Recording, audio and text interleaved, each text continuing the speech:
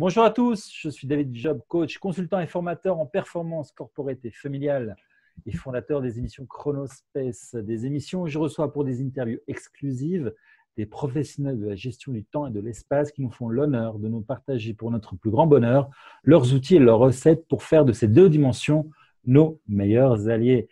Alors, qui n'a un jour pas été surpris en train de griffonner des notes dans un cahier pendant une conférence ou un cours?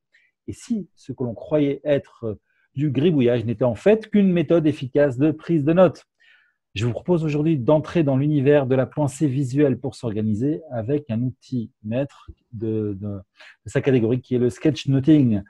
Et je reçois aujourd'hui pour peut-être la plus grande spécialiste francophone du web sur la matière, en tout cas, et une femme pleine d'énergie qui se définit comme étant un cerveau effervescent, 2 tatouages, 3 burn-out, qui a pour mission la sensibilisation pédagogique au burn-out, qui a des super pouvoirs comme coach en neurosciences appliquées, master of PowerPoint, sketchnoteuse, bujoteuse, conceptrice pédagogique créative et effervescente. Moi, je n'ai pas tout compris, mais on va développer tout ça tout à l'heure.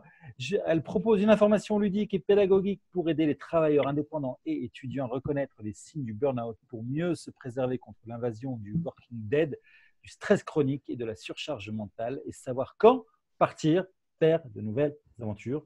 Je reçois aujourd'hui Sandra Effervescience.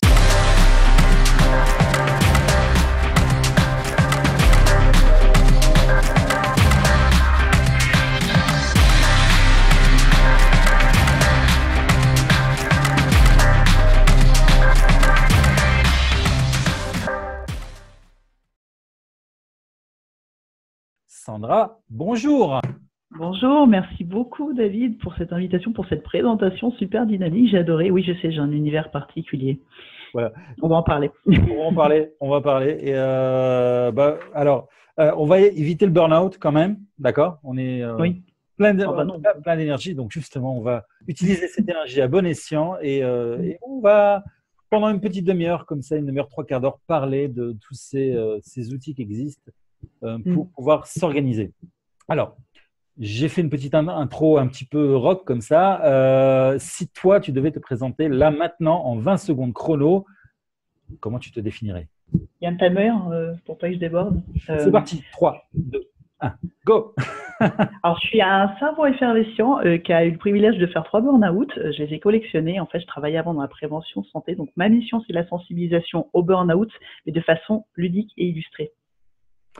Ok, alors est-ce que c'est parce que c'est les cordonniers qui sont les plus mal chaussés ou bien c'est parce que ceux qui ont vécu les expériences qui sont mieux là pour en parler?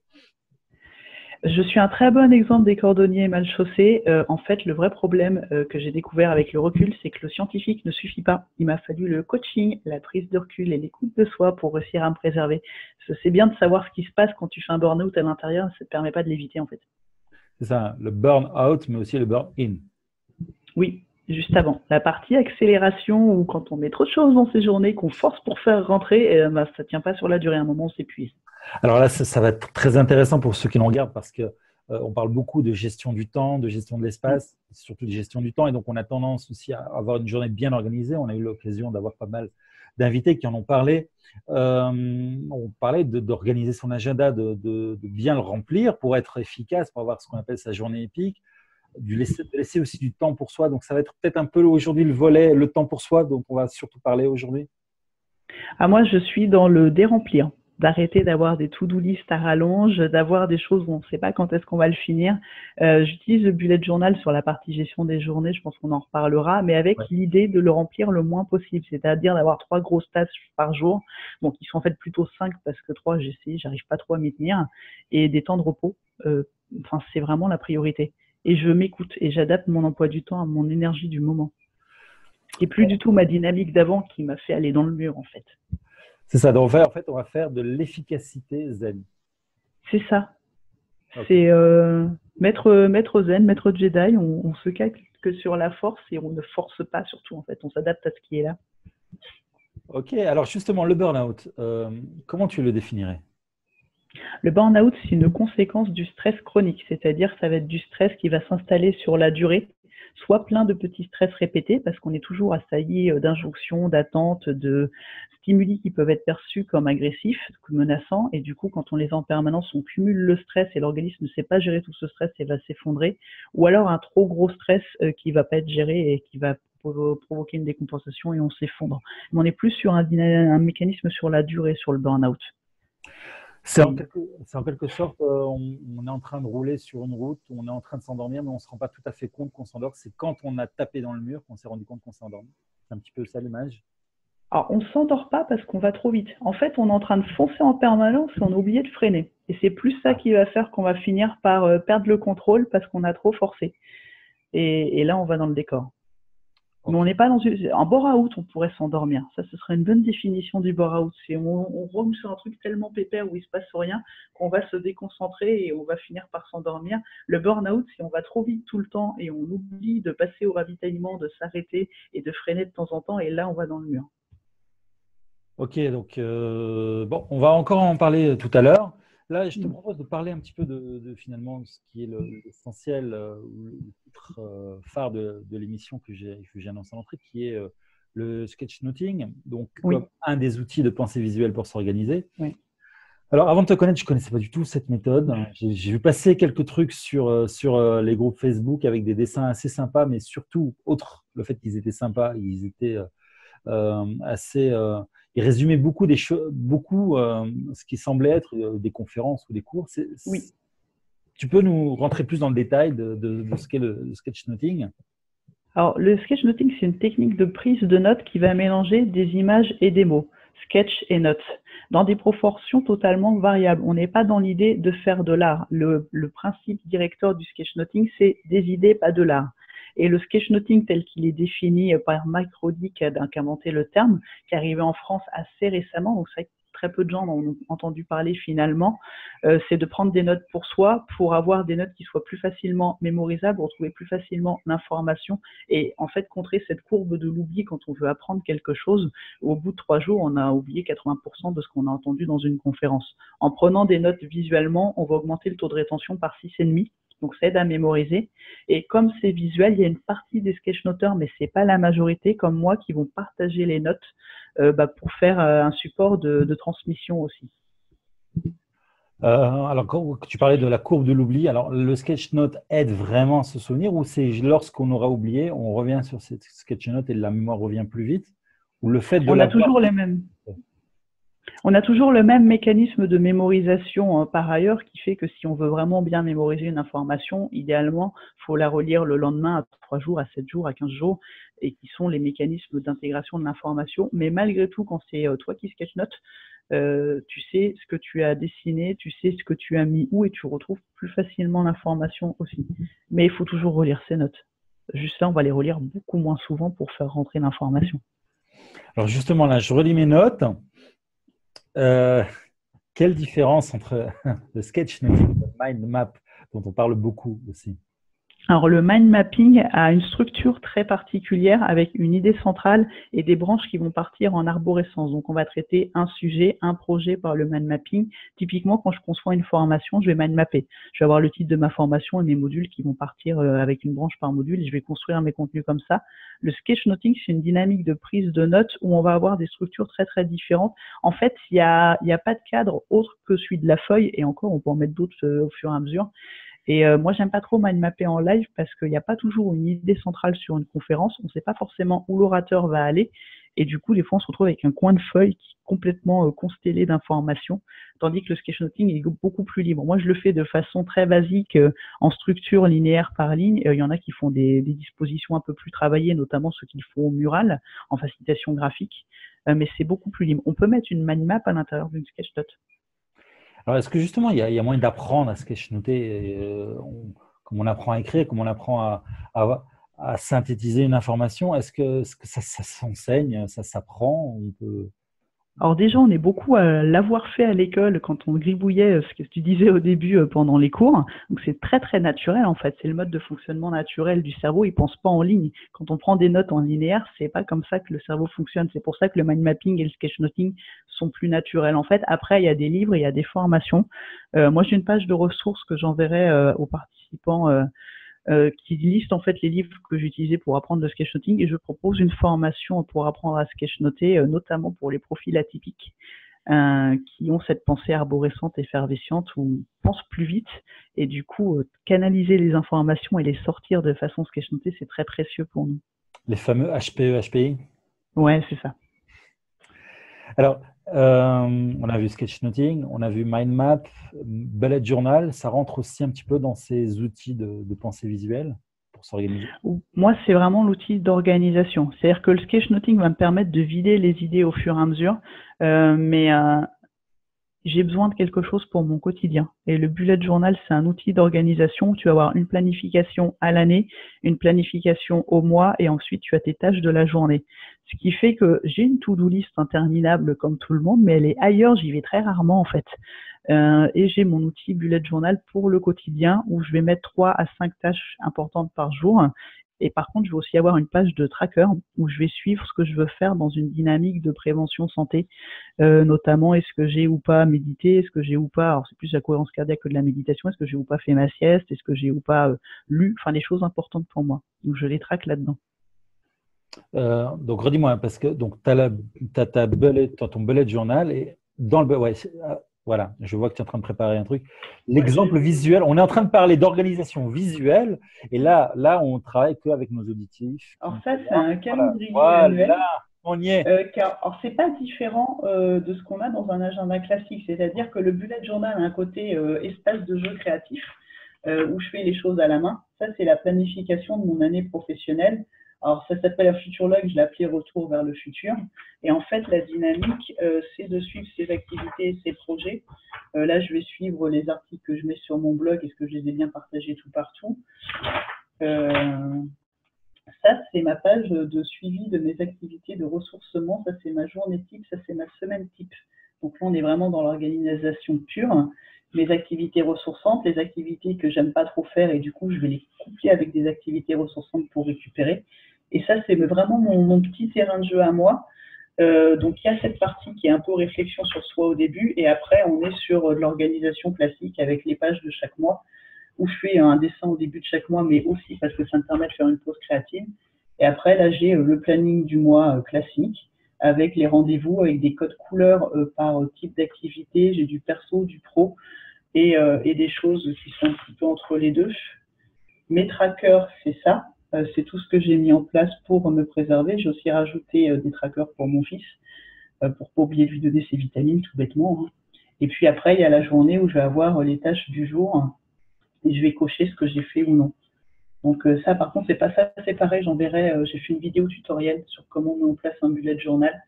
Et ça, c'est mon outil de gestion du quotidien.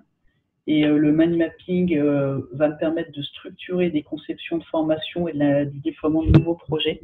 Et le sketchnoting, ça me permet de sortir les idées. C'est et ma technique de prise de notes et ma technique de purge de cerveau, en fait, pour pas avoir des idées en permanence. Mais du coup, je le fais pas dans mon bullet journal, sinon il m'en faudrait un tous les mois. Donc, j'ai d'autres carnets par ailleurs. Ouais, c'est finalement avec son effervescence, c'est la fin des agendas électroniques. Bah, j'ai mon agenda, enfin j'ai mon calendrier, mais parce que ça me permet de gérer mes prises de rendez-vous pour les coachings, etc. Mais j'ai beaucoup le papier. Et dans une dynamique créative et dans une dynamique surtout de mémorisation, parce que là on parle de technique de prise de notes, on mémorise beaucoup mieux en écrivant, parce que ça va mobiliser toutes les zones du cerveau, donc ça va favoriser le processus de mémorisation. On retrouve pas ça avec un clavier. Ok. Bah, écoute, en tout cas le journal que tu as montré, moi personnellement, ça me parle. Je ne sais pas, alors justement, ceux qui regardent la vidéo, ce serait intéressant que vous donniez votre avis. Oui. Si c'est le genre d'outil qui les révolutionne d'abord, parce qu'il y en a probablement qui connaissent déjà, ou si simplement c'est quelque chose qui leur parle, qui leur semble quelque chose qui peut les aider justement à s'organiser, à y voir plus clair et surtout être beaucoup plus efficace. Tout en ayant une pensée effectivement visuelle. Ça prend du temps à préparer. On va dire, là, on a vu le mois de septembre qui est dessiné avec une page de garde et puis tu fais des tableaux à la main. Ça prend du temps pour planifier ton mois qui arrive. Alors c'est surtout, faut se dire qu'il n'y a pas de pression, c'est pas là pour faire une œuvre d'art. Moi, je fais ce dessin parce qu'en fait, ça me fait un espace de pause où je dessine et c'est quelque chose qui est ressourçant pour moi. Donc je fais l'effort de faire le dessin parce que j'aime ça. Il y a des bujots qui sont complètement minimalistes. Dans l'article que j'ai fait avec les ressources, j'ai montré vraiment tout le spectre du plus simple qui prend pas de temps à quelque chose de plus artistique parce qu'il y a des filles qui le font juste pour le partager. Moi, c'est mon outil d'organisation. Donc à part la page du début de mois, mes journées, en fait, c'est un peu le bazar, hein. C'est pas fini du tout. Donc ça va me prendre peut-être 2 heures par mois de préparation parce que je prends le temps de faire mon joli dessin, mais mes journées, c'est 3 minutes. 3 minutes le matin, enfin 3 minutes la veille au soir, parce que j'aime bien noter mes tâches la veille au soir. Et puis, fin de journée, je coche, donc c'est 2 fois 3 minutes. Et il y a des extrémistes du bullet journal qui disent qu'on doit tout faire à la main. Il y a des bullet journal à compléter. On n'a pas à s'embêter à faire les tableaux, les trucs du mois. Et on peut prendre les principes du bullet journal dans un agenda classique. C'est plus une philosophie de pas trop charger ses journées, de suivre ce qu'on fait. On peut le faire dans n'importe quel agenda en vrai. Ça, les groupes, ils aiment pas qu'on dise ça, mais en vrai, si. Ok. Donc tu donnes des formations, tu fais du coaching un petit peu? Oui, je fais du coaching et de la formation en gestion du stress. J'appelle ça la stress défense, prévention du burn-out, accompagnement post-burn-out. Je fais des formations en sketchnoting et je fais des formations en conception de formation pour les formateurs et infopreneurs. Parce qu'en fait, quand j'étais en prévention santé, je concevais des supports de formation, notamment sur la prévention du stress et du burn-out, avec des chercheurs et médecins. Eux apportaient le contenu et moi, je faisais la mise en forme et la conception pédagogique, en fait. Ok. Alors, justement, dans tes clients, dans l'aide que tu donnes, dans les formations que tu donnes, quels ont été tes plus grands défis et comment les as-tu relevés? Ou dans ta vie professionnelle ou personnelle? J'ai trop de projets. C'est pour ça que je fais des outils de gestion d'information, de gestion des idées, parce qu'en fait, j'ai trop d'idées en permanence et des outils comme ce que j'ai montré, le Futurlog, où je mets mes projets par mois, ça me permet d'installer mes activités pour pas avoir des journées trop chargées. Parce qu'en fait, quand tu te retrouves indépendant, tu fais ce que tu veux.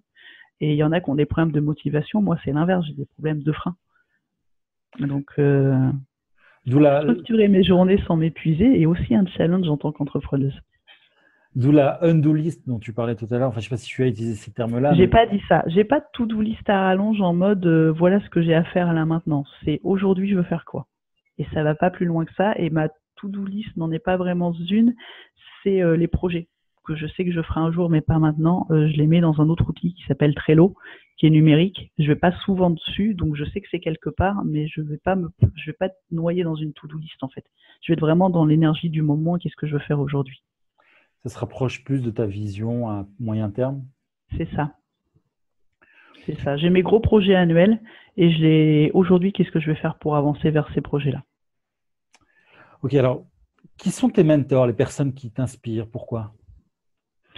Alors, c'est les personnes qui m'ont fait découvrir ce monde de l'entrepreneuriat et de l'infopreneuriat. J'étais très formatée salariée, mais pour moi, il n'y avait pas forcément d'autres options. Ça va être Martin Latulippe, ça va être David Lefrançois et Yannick Alain, dont j'ai suivi les formations et qui m'ont ouvert cette porte vers le fait que je pouvais faire ce que je voulais en fait. Et c'est très bête, mais j'étais conditionnée à un point que je ne l'avais pas envisagé.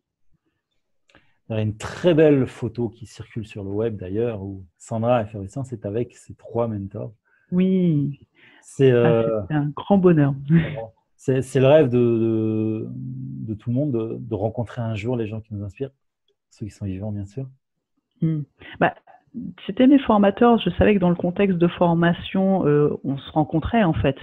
Mais par contre, là, on m'a mis sur scène avec eux pour parler de ma position sur le burn-out et notamment dans le cadre du burn-out entrepreneurial, de sensibiliser sur pas cumuler trop de formations, de faire attention à gérer son énergie et de porter cette mission-là à côté d'eux. Oui, c'était un bel aboutissement.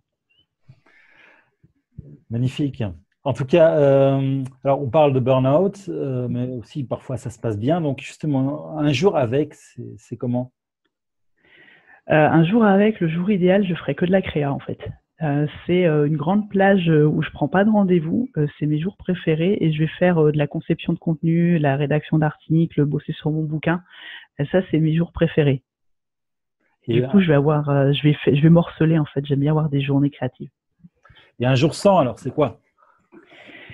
Alors, c'est un jour où je me suis laissé bouffer par des rendez-vous, où je dois me taper de la compta en plus, et du coup, je vais arriver démoralisée, ou alors je suis pas en énergie le matin. Mais auquel cas, c'est l'avantage du bullet journal, c'est que je réajuste en fait. Et c'est pas grave si j'ai un jour sans, au contraire, c'est juste qu'est-ce que je fais pour accueillir ça. Et finalement, ton bullet journal, c'est quelque part aussi un outil pour transformer un jour sans en une journée avec. Ouais, parce que quand tu feuillettes le bullet journal après coup, ou même quand tu fais le point le soir, en fait, il y a toujours des journées où on se dit j'ai rien fait, j'ai pas avancé. En vrai, c'est jamais le cas. Et avec le bullet journal, tu t'en rends compte. Et quand tu le feuillettes, alors là, j'en ai un peu plus de 3 ans de bullet journal. Je vois ce que j'ai mis en place depuis que je me suis lancée et c'est juste impressionnant. C'est un bonheur de les reparcourir après coup, en fait. Parce qu'on oublie tout ce qu'on a fait. Ça, c'est une façon un peu de faire un arrêt sur image, pardon, Oui, et de mesurer le progrès et de ouais. te féliciter. Oui, c'est ça. C'est ça. Quel est ton mantra ou ta citation fétiche? C'est un proverbe japonais, c'est on commence à vieillir quand on finit d'apprendre. Wow, c'est beau. Ce qui est validé maintenant par les neurosciences d'ailleurs, quand on parle de dégénérescence cognitive. L'apprentissage, j'ai un moyen de se préserver. Et moi, j'associe la transmission, vraiment. Tu es tout le temps dans l'apprentissage. On apprend toujours. Déjà, je me laisse bloquer par rien. S'il y a un truc que je ne sais pas faire, je ne sais pas encore le faire. Et ça me nourrit, en fait. J'ai toujours. Faut pas cumuler les formations quand on a un syndrome de l'imposteur, qu'on n'ose pas se lancer. Ça sert à rien, ça vient de soi. Par contre, j'ai toujours une lecture ou une formation qui n'a pas forcément de lien avec mon activité et j'apprends toujours quelque chose, en fait. Quelle est la formation la plus insolite que tu aies faite, par exemple? En ce moment, j'essaye la balle contact. C'est une forme de jonglage où tu as toujours la balle en contact. Heureusement pour moi, ma balle n'est pas là. Je crois que mon fils me l'a piquée, donc je ne vous ferai pas de démo. Mais je trouve ça très très classe. En fait, j'ai toujours voulu faire de la télékinésie. J'avais fait du Reiki d'ailleurs pour ça, mais ça marche pas. Du coup, j'essaye le truc le plus proche, c'est la balle contact. C'est très apaisant. Chers amis qui pratiquaient le Reiki, qui nous regardaient, donc Sandra Effervescence a un gros problème avec le Reiki parce qu'elle n'arrive pas à le faire toute seule. Donc, si vous voulez bien. Mais ça fait pas télékinésie. C'est pas genre la force de Star Wars, tu vois. J'y avais cru quand j'ai découvert. C'est un très bon outil pour gérer son énergie, pour écouter son niveau d'énergie et le remonter.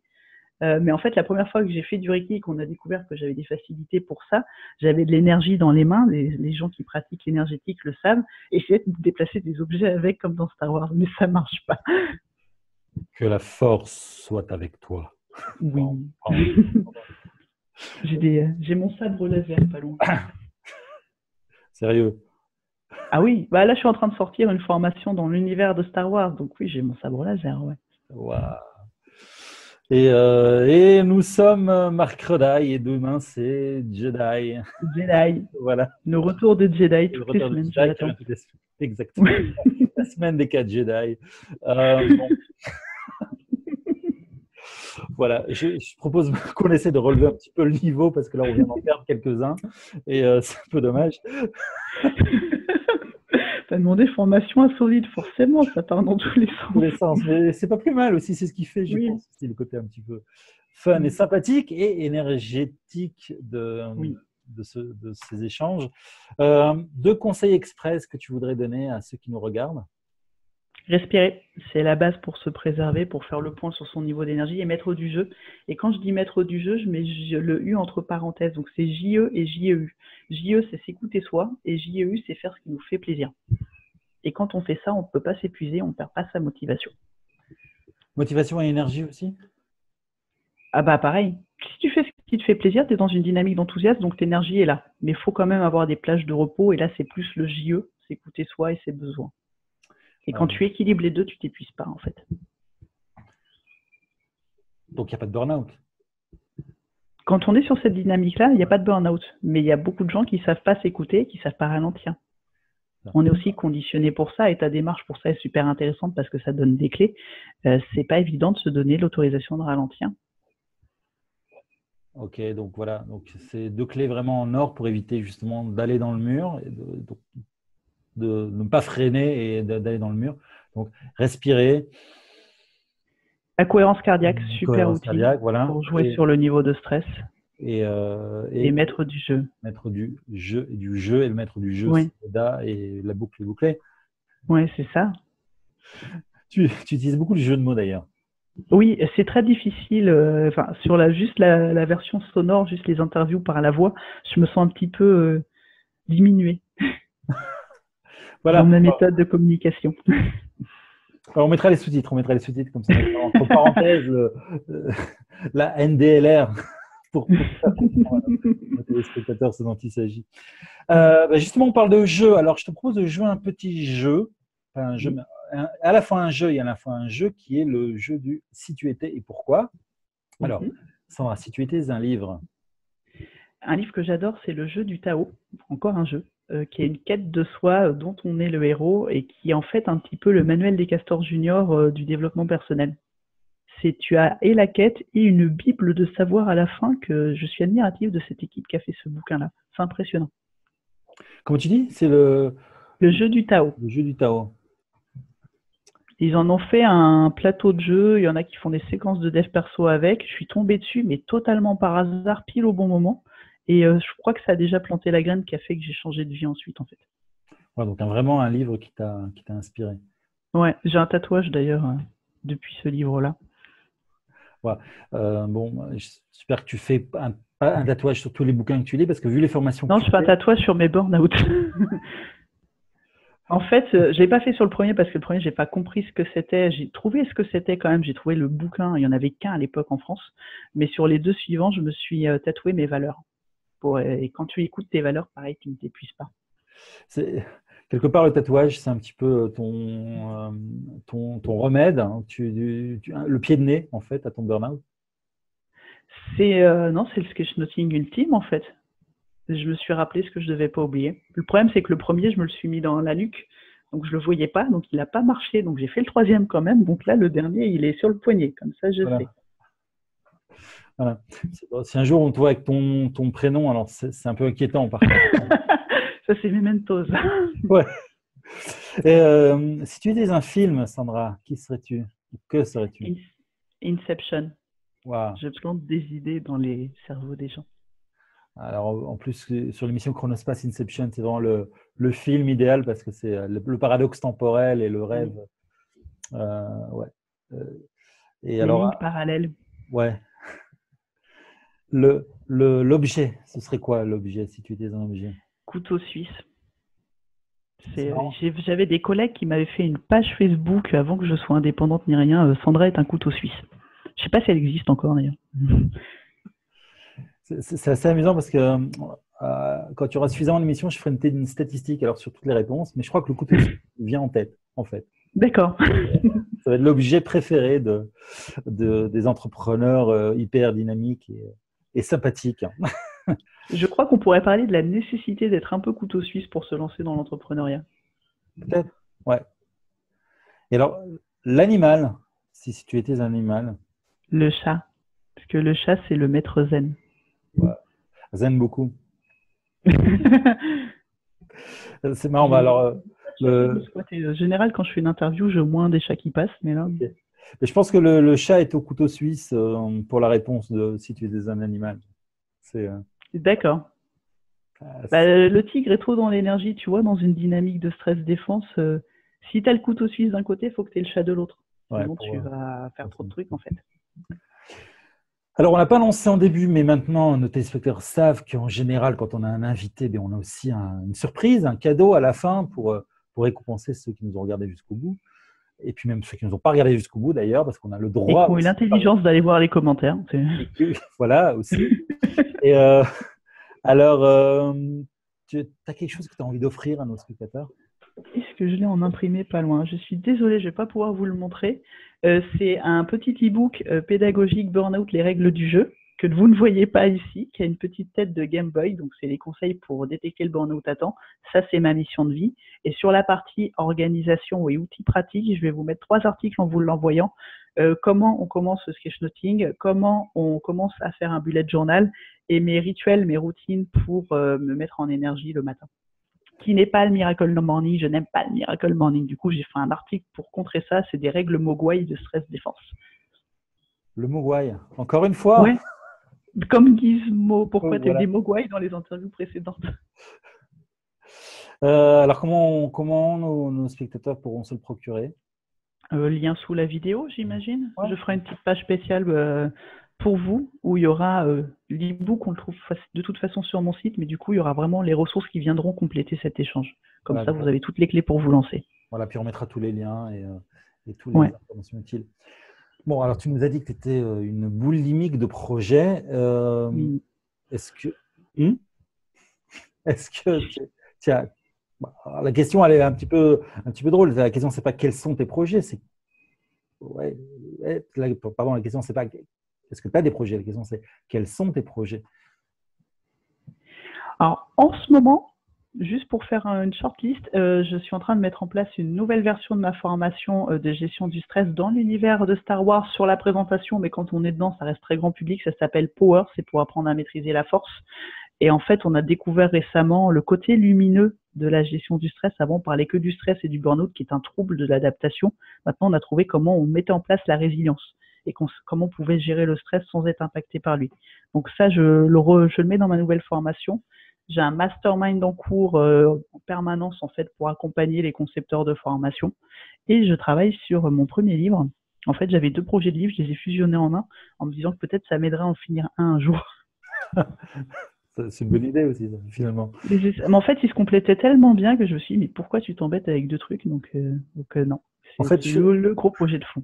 je pense que Tolstoï, un jour, a eu la même idée. Il en avait 20 qu'il voulait écrire. Donc, du coup, finalement, il en a Il voulait sorti. faire guerre, il voulait Voilà, faire paix, si guerre et voilà, paix, c'est il avait mieux. dit répé, et puis finalement, c'est 300 pages. Bon.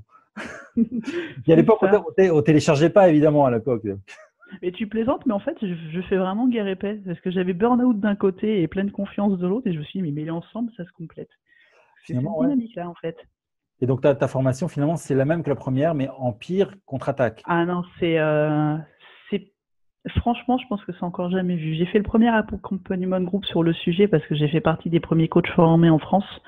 Et c'est vraiment tout ce que j'aurais voulu savoir pour pas faire mes burn-out. Et c'est au-delà de ça. C'est jouer avec sa concentration, jouer avec sa motivation, faire venir le flow à la demande. C'est très, très précieux. On n'en parle pas encore assez parce que les termes scientifiques officiels, théorie polyvagale, vagale ventrale, ne parlent pas trop. C'est pas facile à vendre, à présenter, à faire comprendre parce que c'est un univers qui est vaste. Et là, je l'ai mis dans Star Wars.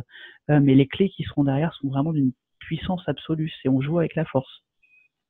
Ok, ouais, bah, je pense qu'on aura encore 2 occasions d'en parler.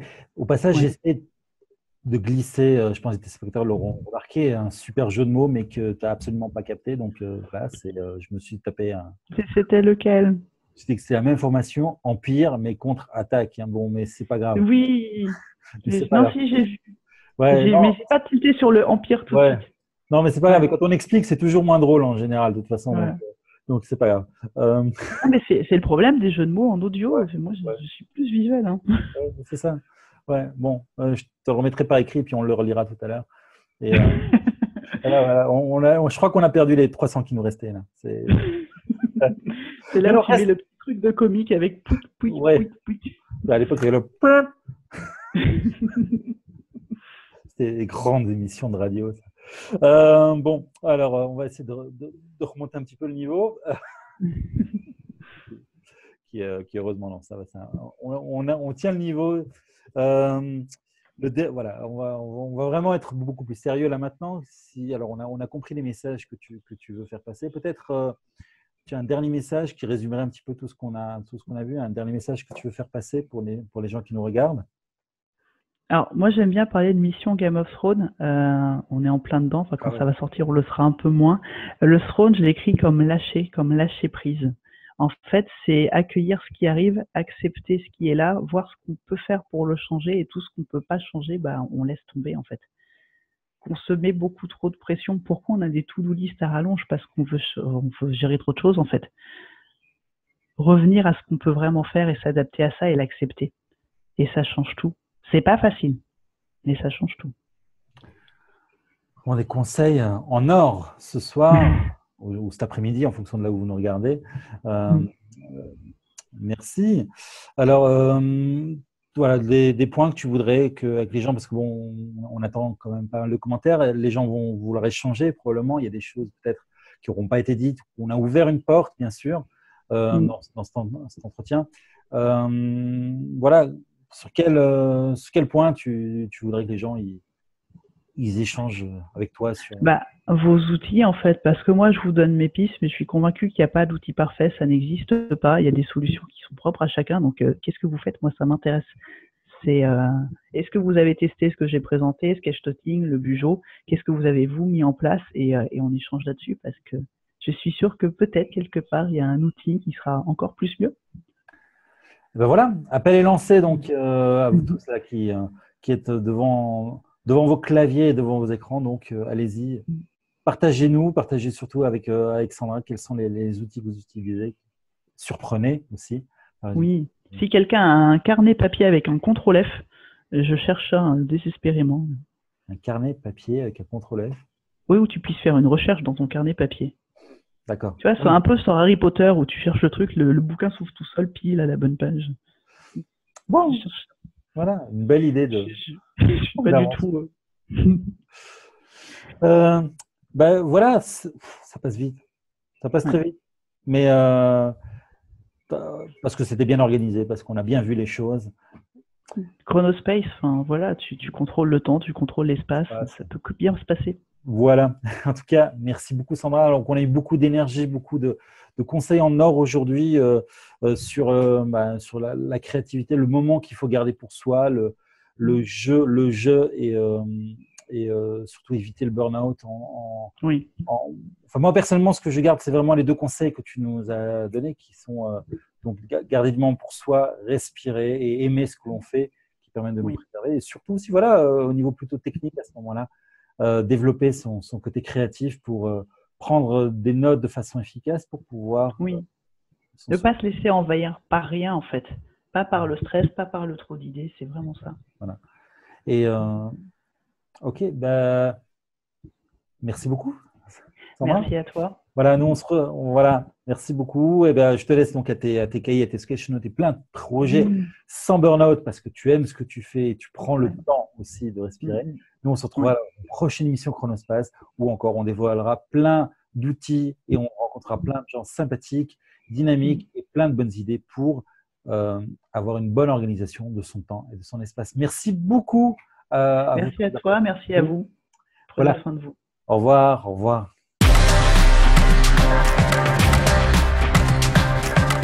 Chronospace, l'émission qui remet le temps à sa place.